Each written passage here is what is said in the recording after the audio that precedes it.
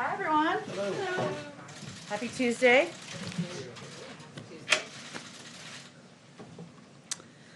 All right, I have a couple of items for all of you at the top. A lot of you have asked, maybe not in this room, but in general, what's next? What are we focused on next? And the answer is the president is going to continue working on getting the American Rescue Plan passed. That is his top priority. He is traveling to Wisconsin later this evening, as you know, to have a conversation, engage with the American people about his plans to get the pandemic under control, to put people back to work, and Congress is continuing to do their job over the course of the coming weeks. We're looking forward to making progress.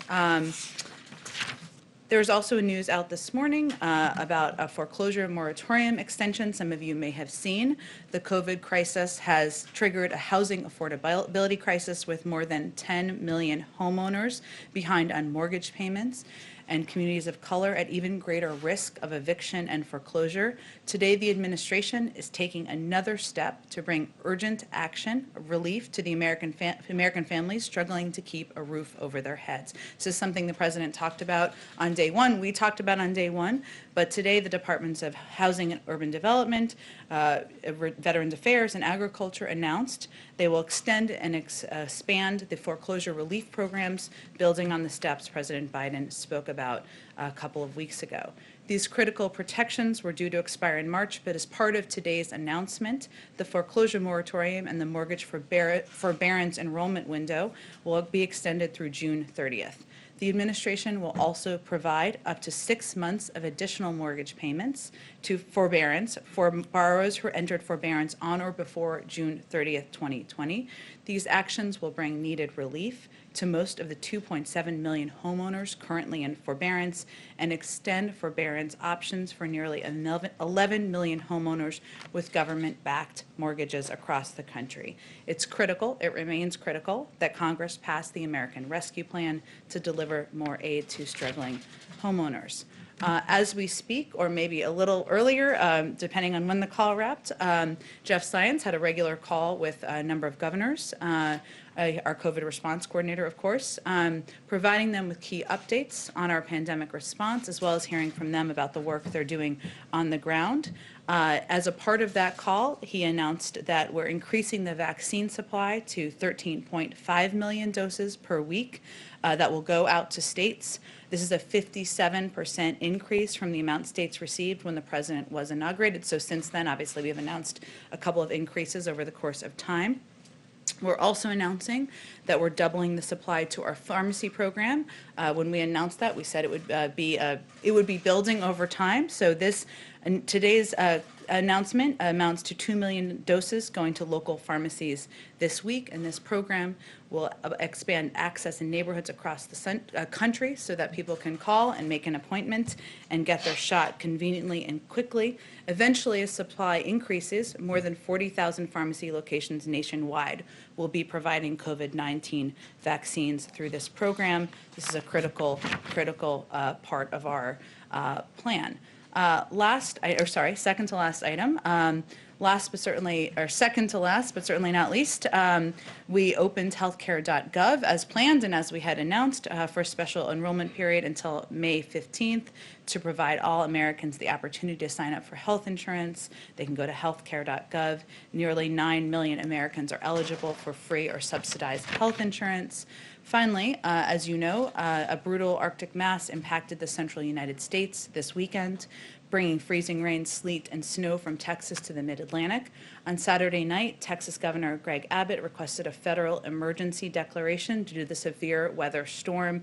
Homeland Security Advisor Dr. Liz Sherwood-Randall called Governor Abbott on Sunday to let him know that the president had immediately granted his request to help meet the state's mass care and shelter needs.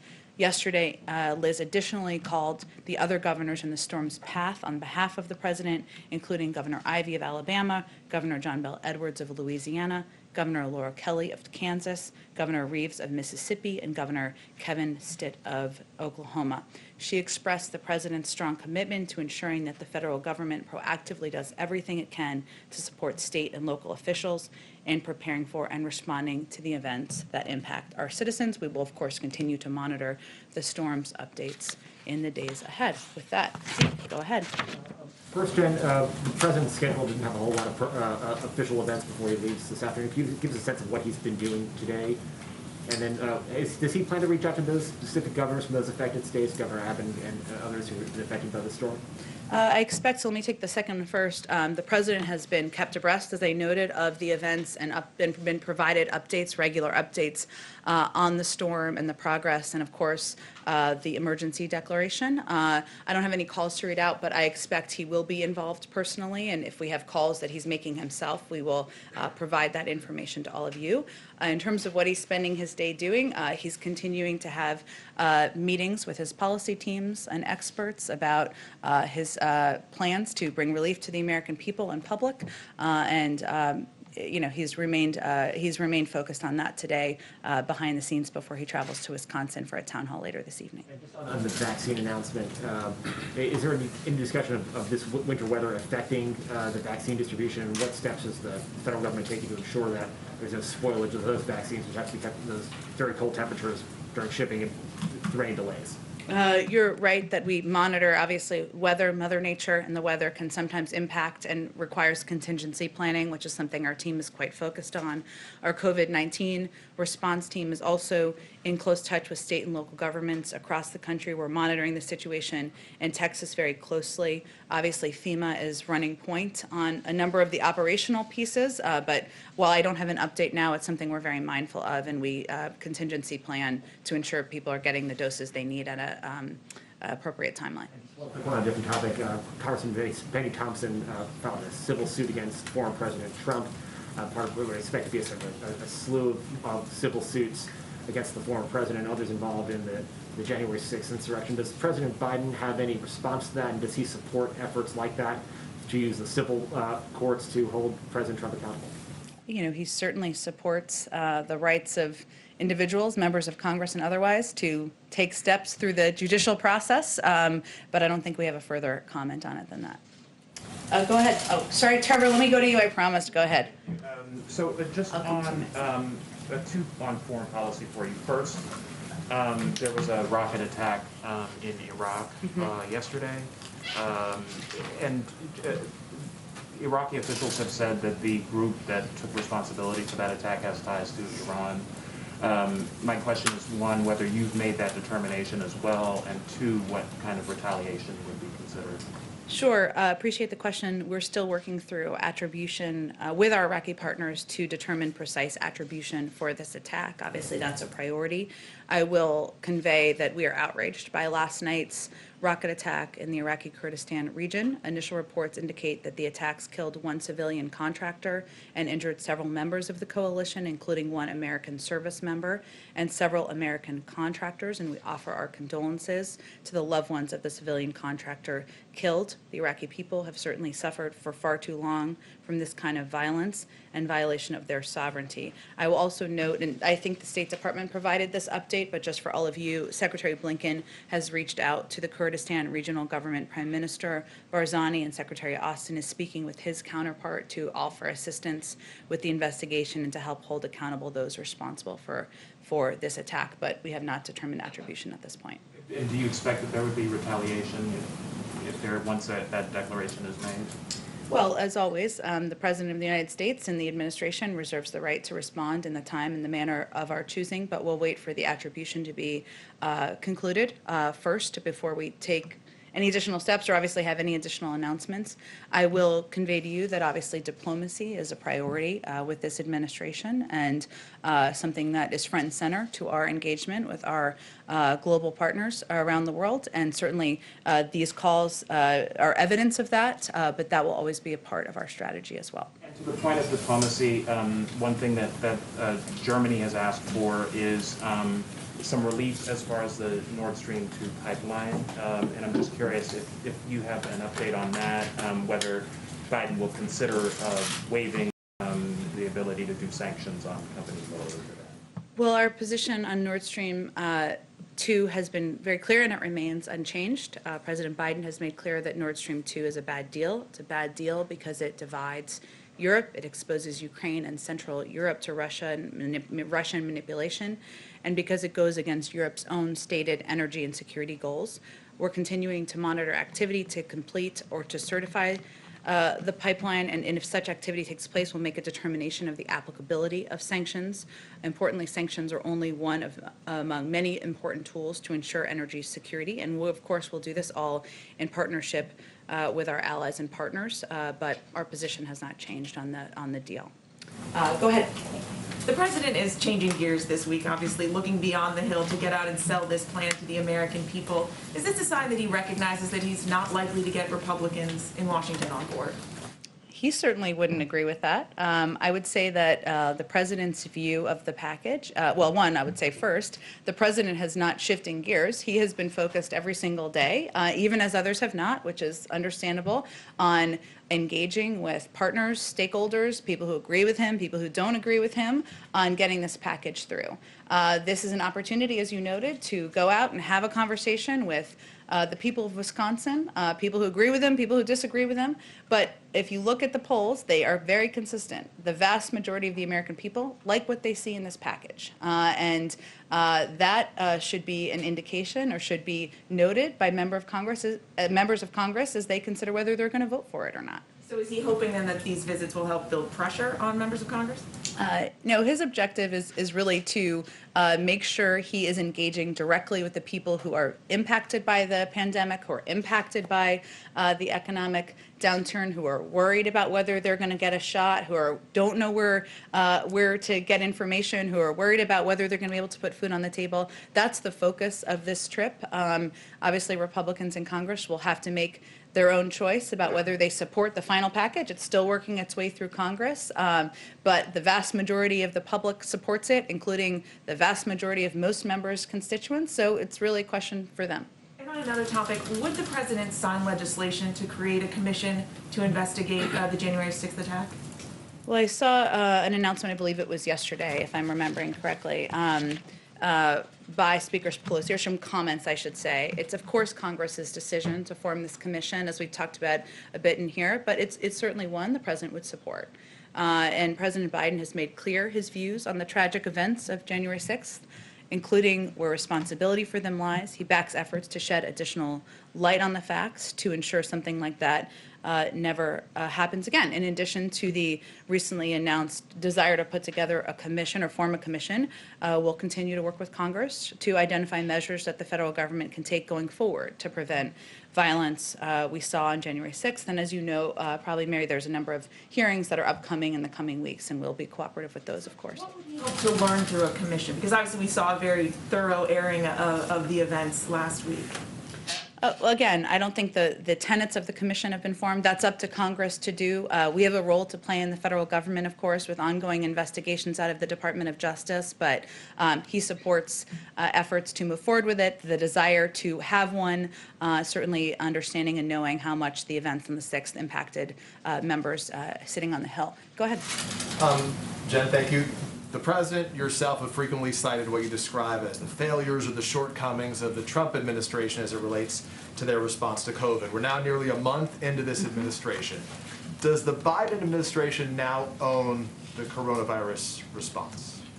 Well, certainly the President of the United States owns the response to the COVID pandemic. That's why he is focused on it every single day. However, it's important for the American people to know what we inherited when the president came into office. And what he inherited was not enough supply, not enough vaccinators, not enough places for vaccinations to happen.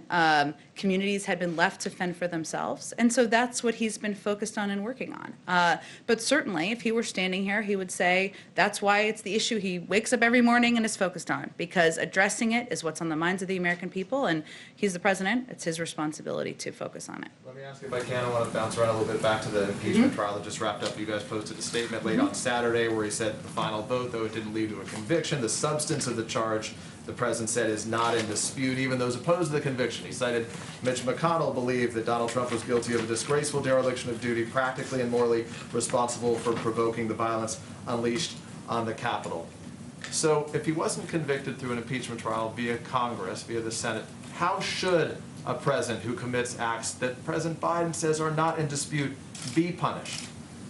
Well, I think obviously there was a process that worked its way through the Senate. That's why we put out a statement on Saturday evening. Does he support criminal prosecution? That will be up to the Department of Justice to determine. We're doing something new here, and there's going to be an independent Justice Department to determine what any path forward and any investigation would look like. Absent this president's actions, though, do you think, does something like this, does it seem, I mean, Mitch McConnell left that door open to criminal prosecution. Would actions like this, do they meet the bar for criminal prosecution? I am not going to speculate on criminal prosecution from the White House podium. The president is committed to having an independent Justice Department that will make their own decisions about the path forward. Let me ask you a last question on the candidates. Housekeeping around here. TJ Ducklow, we know, is no longer working for this White House. He was suspended for a week after comments that he made to a female journalist.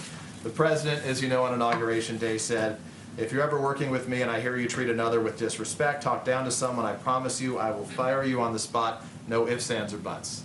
He didn't fire TJ on the spot. He has since resigned. Has the president's position on talking down or disrespecting others changed?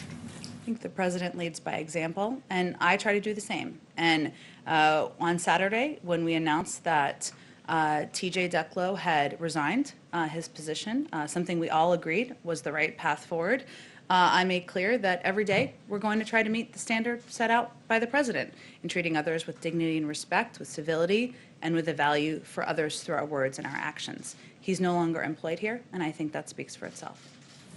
Go ahead. Jen, thank you. As you prepare to put out an immigration plan as soon as the end of this week, can you give us a little more information on the timing? And also, when it comes to the Dreamers, can you give us any specifics on whether a potential pathway to citizenship will be part of the plan for that particular group? Well, there certainly is part of the proposal that the president outlined and proposed on day one is an earned path to citizenship, right, for 11 million immigrants who are undocumented immigrants who are living in the country. He's also somebody who believes in the rights of the DACA recipients to be in the country. He was here during the, of course, Obama-Biden administration, of which he played a prominent role, important role, and supported that program.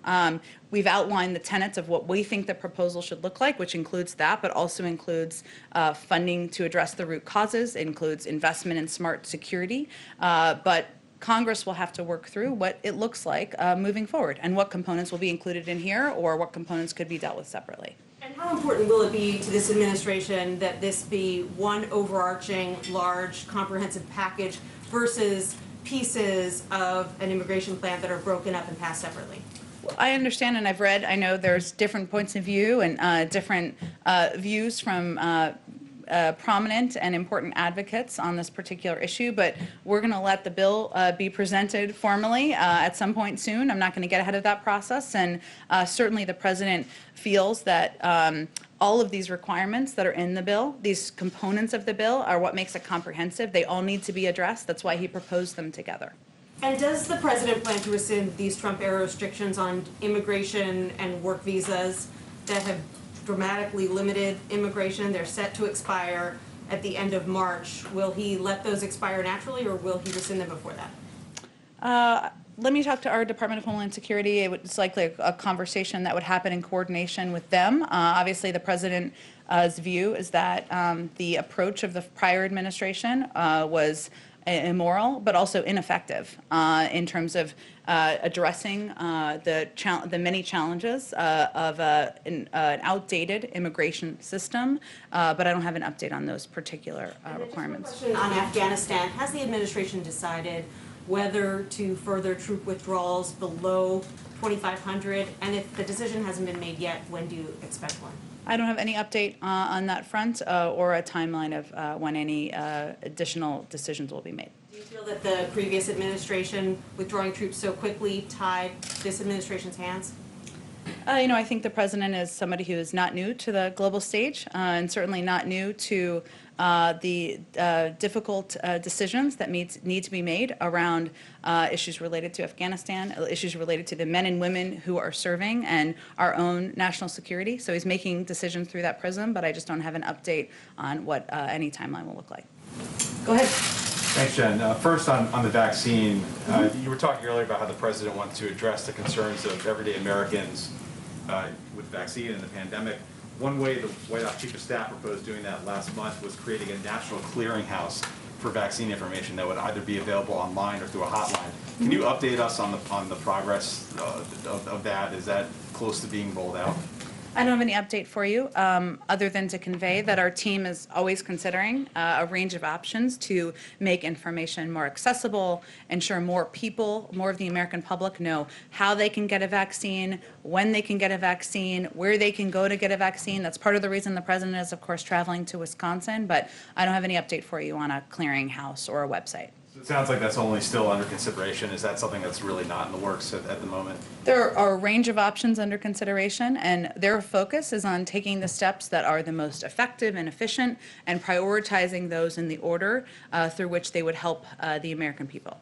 And then on the situation in Texas, beyond disaster relief, is the administration considering any actions to address not only Texas's power grid, but the power grid in the central United States that seem to really struggle with the winter weather? In addition to some other issues, I know Texas is not really part of the national power grid. Is the administration looking at that situation and considering any kind of actions in the short term to address it? Well, I think our focus right now is ensuring that the millions of people across Texas who are impacted by the storm get the relief they need. Obviously, that's why the president and his Homeland Security advisor took very quick action over the weekend. Clearly, as there are investments in the future, in energy forms of energy, I should say, across the country. They'll need to plan for inclement weather, but I think that's a discussion and conversation. So a little bit down the road.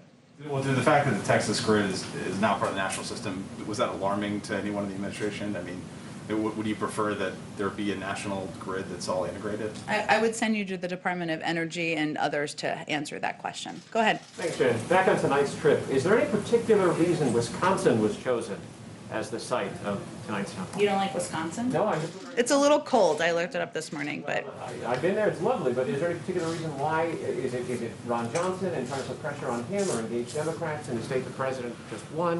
Why Wisconsin? well, Wisconsin is a state where clearly there are Democrats, Republicans, independents, as we saw from the final outcome of the vote in November, people who have different points of view on a range of issues. And it was a state that where people have been impacted by the pandemic, they've been impacted by the economic downturn, and the president felt that he could have a good conversation with people about the path forward, and also even people who disagree with him. So it was not more complicated than that.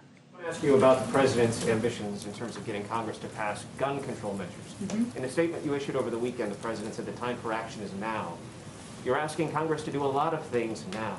What is your timetable for action on what the president calls common sense measures, and what's the realistic hope that you have that they'll pass both houses? Well, we haven't proposed a package at this point, so it's hard for me to make a prediction about its likelihood of passing. But I will say that the president is somebody throughout his career who has advocated for smart gun safety measures. He has not afraid of standing up to the NRA. He's done it multiple times and won on background checks and a range of issues. And it is a priority to him on a personal level. But I don't have a prediction for you or a preview for you on a timeline of a package, and certainly not what it would look like and how it would go through Congress. One more question for you. The colleague who sat in this chair last week asked you a question about whether this administration sees Saudi Arabia or Israel as allies for the United States. Your answer was interpreted by some as something other than yes, so I want to give you an opportunity to answer that question more directly now. Well, first let me say on Israel, I know there's been some questions about when the president will speak with Prime Minister Netanyahu, which was, I think, the root of that question, or how the question started. So let me first confirm for you that his first call with a leader in the region will be with Prime Minister Netanyahu. It will be soon. I don't have an exact day for you, but it is soon. Stay tuned. Israel is, of course, an ally. Israel is a country where we have an important strategic security relationship, and our team is fully engaged, not at the head of state level quite yet, but very soon. But our team is fully engaged, having constant conversations at many levels with the Israelis. And on Saudi Arabia, I would say, we've made clear from the beginning that we're going to recalibrate our relationship with Saudi Arabia. And that, President Biden, and one of the questions there was also, just to go back to the context of it, whether he would be speaking with MBS. And part of that is going back to engagement counterpart to counterpart. The president's counterpart is King Salman. And I expect at an appropriate time, he would have a conversation with him. I don't have a prediction of the timeline on that. But I'll also say that, we have Saudi Arabia is in a position where they are defending themselves from threats from the region. They have critical self-defense needs, and we will continue to work with them on those, even as we make clear areas where we have disagreements and where we have concerns. And that's certainly a shift from the approach of the prior administration. Okay, go ahead. Just following up on his question, does the president still plan to take executive action on gun violence? The president has a range of actions at his disposal. I think you were asking, Steve, about a legislative package, which I know, but he hasn't ruled out either of those options, of course, but I don't have anything to announce for you in terms of what the next steps would look like. If I could just follow up on Texas. Is there anything else the White House can do to administer immediate relief to the residents of Texas right now? Well, I think we are, our team, our national security team, and in part led by Dr. Liz Sherwood-Randall, who is our Homeland Security Advisor, a position I would note that did not exist in the prior administration, is in close contact, I should say, monitoring developments of the storm. The president is kept abreast of that as well, and we are engaged with them on what their needs are and what steps can be taken. Of course, declaring a federal disaster declaration ensures that you have access to national resources, and I think that was a step that was welcomed by the governor. Go ahead. I have a quick circle back question. You said a few weeks ago that the White House would check to see if it was technically possible to release the visitor logs from the Trump administration. Is there any answer on that? I actually did answer that question, so yes. What was the answer? The answer was it exists in the National Archives, so they would have access, and you'd have to go to them for access to archives of their visitor logs from their period of time when President Trump was there. And then just, you said a gun package, TBD on timing, it's not in the works yet. In terms of what's next after the relief package, is the plan to still do a big Build Back Better bill next, or a more narrow infrastructure bill next? Do we know what's coming next? We're focused right now on getting the American Rescue Plan passed, but the president is committed to engaging with a range of stakeholders. Of course, he had the meeting last week with senators about infrastructure. It's one of the areas where there's opportunity to work together. I think most people wouldn't argue that our roads, our bridges, our streets need to be rebuilt, but there are a lot of different needs and policy objectives the president has. So we haven't yet determined what the next priority forward would be, but he is engaging with his policy teams, as Zeke asked earlier, what he did today, what he did over the weekend, and a lot of that is having those discussions internally and with stakeholders about what's next. Go ahead. Yeah, thanks, Jen. A couple of quick questions. Both Senators Joe Manchin and Kristen Sinema have both expressed some opposition to increasing the minimum wage as it's laid out currently in the proposal in the Senate. And I wondered, is President Biden open to, lengthening the period of time over which the minimum wage could be increased? So, for example, getting it to $15 by 2030. Is he open to potentially extending the timeline there to get more people on board? Well, we'll let the process play out through the Senate, through the House first, and then through the Senate as they're negotiating what the final components will look like in a package. The president put an increase in the minimum wage in the initial package because he thinks it's important for American men and women who are have a full-time job, working hard, to have a decent wage, and he thinks it's a long past time to raise the minimum wage. But we'll let the process see itself through, and I'm not going to negotiate what he'd be open to and not from the podium. Just a couple other quick ones. One, I just wanted to clarify something. Prime Minister Trudeau's office, after his call with President Biden in January, he said that they had agreed to meet in February, and I just want to see you clarify, do they plan to meet in person, or was that just, the phrasing was off and they planned to have another call. I was just curious if You could can meet over video, as we all know. I don't have any timeline of a meeting to convey or to confirm for you, though I would anticipate for all of you that it will be a couple of months before their president has an in-person or invites a foreign leader to meet in person here at the White House. And the last thing, spring training for baseball starts this month, and I wondered. So my husband tells me. Has the White House or the Biden administration been in touch with Major League Baseball to, give recommendations about safety protocols, about whether it's safe to have the season at this point? I'm happy to check with our COVID team and see if they've had any conversations. Obviously, this is not the first season during the pandemic, but I will check and see if there's any role we have to play here. Go ahead in the back. Thank you, Jen. With the President Trump's impeachment behind us, do you believe an impediment has been removed in terms of passing the COVID Relief Act? I mean, was that a distraction for anyone on the Hill or in the White House? It certainly wasn't for us. And members of Congress on the Hill continue to do their job in having conversations at the committee level.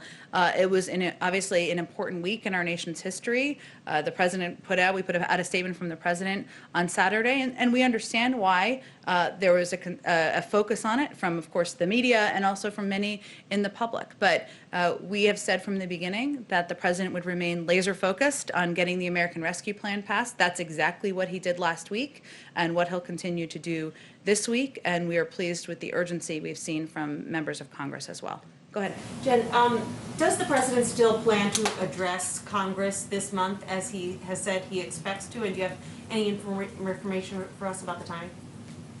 We don't know where the February 23rd date came from. It's a great mystery. I've not Nancy Drewed that one out yet, but it was never planned to be in February, and we don't have a date for a joint session at this point. Certainly the president looks forward to addressing the public. We remain in touch with leaders in Congress about a timeline and a format and what that would look like. Obviously, it won't look like it has looked like in the past that many of you have covered and I've attended, where you all sit on the floor of Congress and the president gives a speech because of COVID.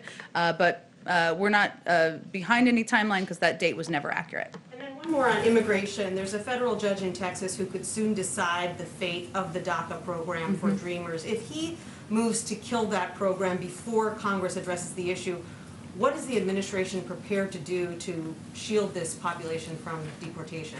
Well, the DACA program is important to the president. It is a program that he has long been committed to protecting and preserving and taking every step he can to do exactly that. I'm not going to get ahead of a judge's ruling in Texas, but we will certainly watch closely, and if there's more to say after that, we will share it. Go ahead. Jen, Mitch McConnell said on the Republican opposition to COVID relief, he said this is going to help unify their party. He said, I don't think many Republicans are going to be up for many things that are coming out of this administration. You remember what Mitch McConnell said in 2010 about the about the Obama administration then. He said the single most important thing we want to achieve is for President Obama to be a one-term president. So I guess my question is, what lessons were learned from then? And given McConnell doesn't see any political incentive to work with Democrats, can you work with someone who isn't motivated to work with you? Well, the president has known Senator McConnell for some time, and he's spoken with him a number of times, and he's certainly hopeful that they can find a way to work together and addressing the challenges facing the American people. But I don't know if it's about lessons for us as much as, the country's looking. Well, here's the thing, though. The country is looking for action. I mean, the country is looking for progress, for solutions on COVID, on the economy. The package that the president has proposed has the support of almost 3/4 of the public in most polls. So I'm not sure what numbers Senator McConnell is looking at, but the American people have been clear what they're looking for. And if they make a decision, Republicans in Congress, Senator McConnell, to vote against the will of their constituents, I would suggest you ask them why that's smart politically for them to do. Go ahead in the back. Yeah, good afternoon. Owen Jensen, EWTN, Global Catholic Network. So regarding the American Rescue Plan, groups like pro-life groups, including the Susan B. Anthony list, very concerned that millions of U.S. taxpayer dollars will go to the abortion industry in violation of the Hyde Amendment. We know where President Biden stands on the Hyde Amendment, but that being said, can this administration right now guarantee, if the American Rescue Plan is passed, that no taxpayer dollars will go to the abortion industry? Which component of the American Rescue Plan are you referring to? I'll pull it up right here. A $50 million funding increase for the Title X program, $750 million for global health activities, and billions in funding for community health centers without applying the Hyde Amendment. Well, the president's view on the Hyde Amendment is well known, as you have stated in your question. He also believes that community health centers are a key part of addressing the pandemic, of ensuring that people in communities have access to vaccines, have access to treatment and information about making sure they're healthy and their loved ones are healthy. So that remains a priority to the president. He's shared his view on the Hyde Amendment. I don't think I have anything new for you. To follow up on that, can he guarantee Americans who don't want their tax dollars, pro-life Americans who don't want their tax dollars, funding abortion? Can the administration guarantee those tax dollars won't go to the abortion industry? I think, Owen, as I've just noted, 3/4 of the public supports the components of the package, wants to see the pandemic get under control, wants to see people put back to work, vaccines and arms. So I think that answers your question. Okay, we're going to move on. Go ahead in the back. In a couple of days, the president will address the Munich Security Conference. And I think one point the Europeans would like to better understand it, what he means with foreign policy for the middle class. Does it mean to uphold Donald Trump's tariffs, like in the case of aluminum from the UAE? The Biden administration used the same reasoning as the Trump administration. I can assure you that this president is not looking to the last presidency as the model for his foreign policy moving forward. President Biden has been working in the global arena for decades, and what he means by foreign policy for the middle class is ensuring that our team working on economic issues, our team working on national security issues, our teams thinking about how policies impact the American people are talking, and that we make decisions and make policies through that prism. We are certainly reviewing a range of tariffs that have been put in place by the past administration. I don't have any updates on that for you, but what the president is speaking to is the importance of contemplating, integrating our domestic and national security teams and the policy making and the process that they go through, and his view that we are stronger globally if we take care of our house here at home. So that is part of his objective as well. Go ahead. Okay, thanks, Jen. When President Biden and Governor Andrew Cuomo met last week, did they speak about the delayed release of data on the COVID-19 deaths in nursing home in New York? The focus of the meeting was on the president providing an update on his plans to help get the pandemic under control, to discuss with them the American Rescue Plan, and in a large group meeting, have a discussion about what the challenges were that were facing governors and mayors. You heard some of the mayors come out here, so no, that was not a focus of their conversation or a topic.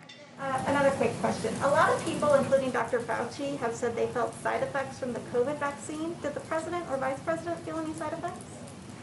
I don't think I have any updates on that for you. They got their second vaccine several weeks ago, and they did that in public. But I can check if there's more of an update from any side effects weeks ago. And as the prep cooler, I have a question from a colleague. Sure, go ahead. Okay, thanks. This question is from Thomas Burr with News Nation. The president is flying to Michigan to tour the Pfizer plant and see the COVID vaccine. What is the administration doing now, almost a month into office, to increase vaccine availability, and how many White House staffers have been vaccinated? We provided an update maybe a week ago or so, and our focus is on being as transparent as possible with our efforts to vaccinate senior staff and other staff who are on the White House complex. We have a limited footprint as well here because every staffer is tested on a daily basis as well. I think we said the objective was to have hundreds vaccinated by the end of February. I can double check if that's the latest update on that particular front. What was your other question? And then what is the administration doing now to increase vaccine availability? To the American public? Yes, now almost a month into the administration. Well, we're taking a couple of steps. One is we're increasing supply. Obviously, the president took the step of purchasing enough vaccines to ensure we have vaccines available to vaccinate every American by the end of July.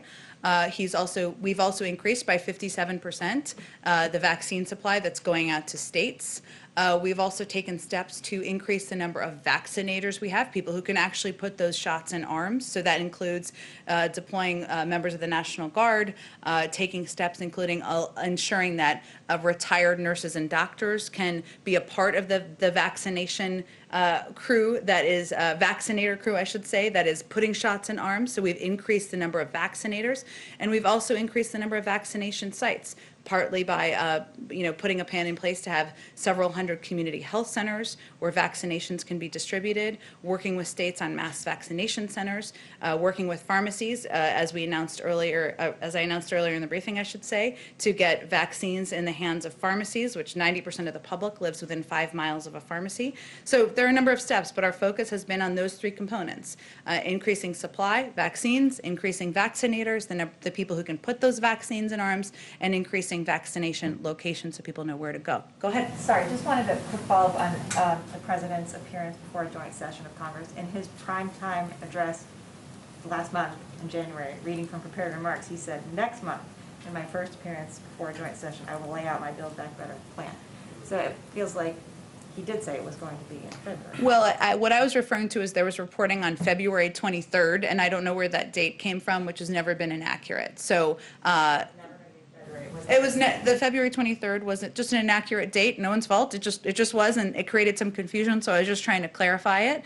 Obviously, the president looks forward to speaking to a joint session. We just don't have a date yet for when that will be, and obviously it will look different because of COVID and because we want to be safe and project that safety and our responsibility of projecting that to the American public. There's no specific reason it was potentially delayed from what the president himself thought last month. There's not, and he conveyed, he is looking forward to providing more details on a jobs package and, next steps in his agenda, and he still is looking forward to doing that, and we just don't have a date yet to announce for all of you. Thank you, everybody. Have a good day. Thank you.